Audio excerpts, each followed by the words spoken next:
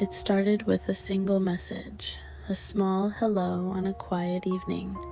Amelia had stumbled upon Nathan's profile through a shared interest group online, and before long, casual conversations turned into long nights of deep talks.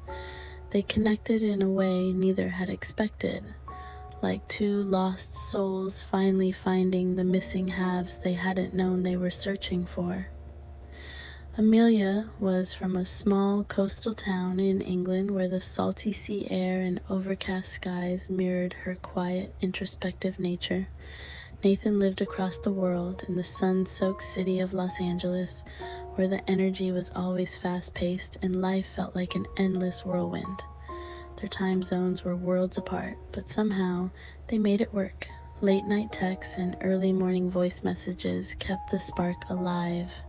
Every conversation felt magical, like they were slowly building a life together, brick by brick, one late-night confession at a time. They shared dreams, hopes, and fears. Amelia would describe the way the waves crashed against the shore, and Nathan would paint vivid pictures of the city lights reflected off tall buildings. Even though they had never touched, never felt the warmth of each other's skin, they were in love. Truly, deeply, irrevocably. But as time passed, the weight of the distance began to show its cracks. The 6,000 miles between them felt more like a chasm growing wider with each passing day. No matter how many texts were sent or how many hours they spent on video calls, it wasn't enough. They were missing the small moments, the way a touch could comfort during a tough day, the way silence could be shared in the presence of someone you loved. Nathan's work grew more demanding, and Amelia's world became lonelier. She would wait hours for him to respond, not out of neglect, but out of necessity. Time zones, deadlines, and the unforgiving reality of distance. The very connection that had once felt like destiny now felt fragile, as though it could shatter with one more missed call or unanswered message. "I miss you," she would whisper into her phone late at night, staring at his picture, knowing that he would hear it hours later when he woke up on the other side of the world. And when he did, he would reply with the same 3 words, "I miss you too." But it wasn't enough anymore. They had tried to meet, plan trips that always fell through.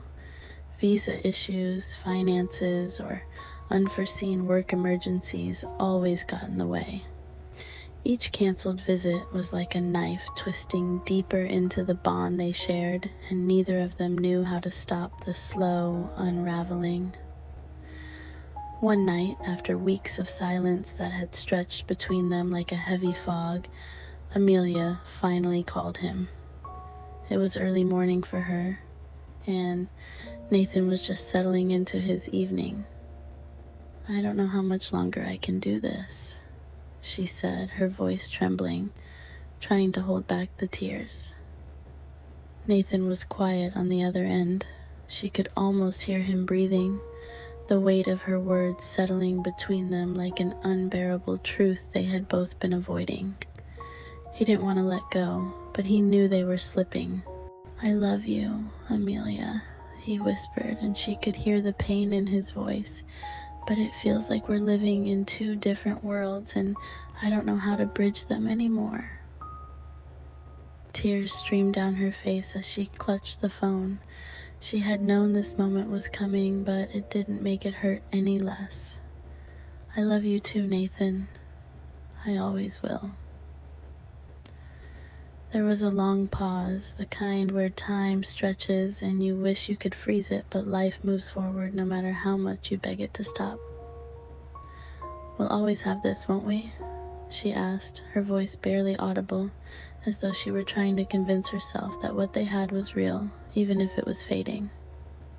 "Always," he promised, but even that word felt hollow now, echoing through the distance that had finally become too vast to cross. And so, with heavy hearts, they said goodbye. Not because they didn't love each other, but because sometimes love isn't enough to bridge the gap between worlds so far apart. They would go on with their lives, always carrying a part of each other, but knowing that their love belonged to a time and place they could never truly return to. And as Amelia watched the sunrise over the sea the next morning, she realized that she had loved him with everything she had, but in the end, distance had been the one thing they couldn't conquer.